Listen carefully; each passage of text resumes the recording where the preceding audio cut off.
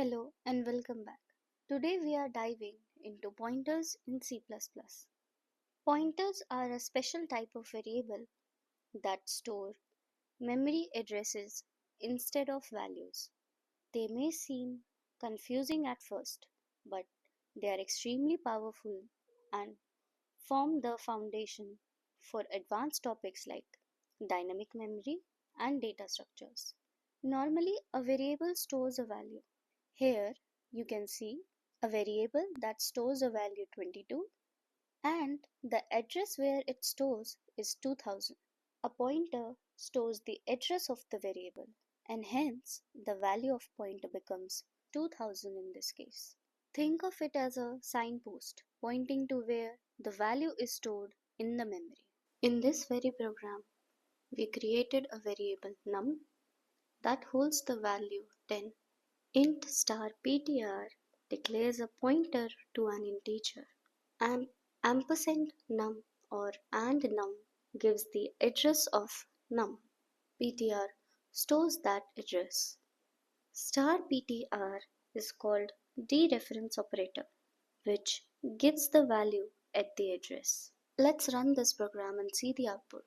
Here we got the value of num equal to 10, which we declared, the address of num, and then pointer stores the address and the value at the pointer is 10. How to change values with pointers? For that, we type star and then the pointer equal to, let's suppose, say 20 here, and then we print cout updated num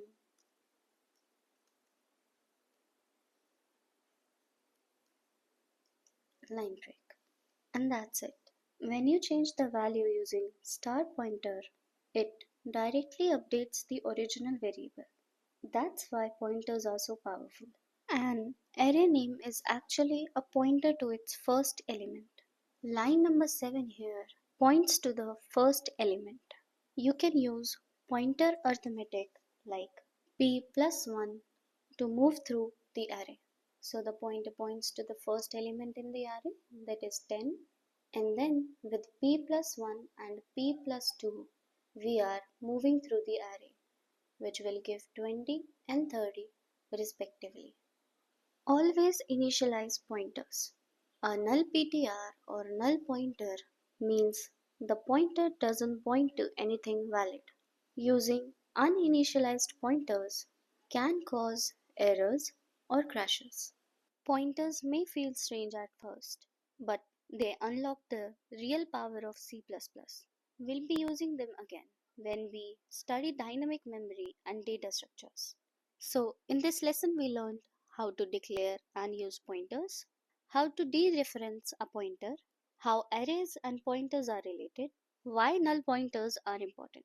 Your challenge: create an integer, store its address in a pointer, and update its value using the pointer. If you completed the challenge, drop a key in the comments. Like, share, and subscribe because in the next lesson, we'll explore dynamic memory in C++ using new and delete.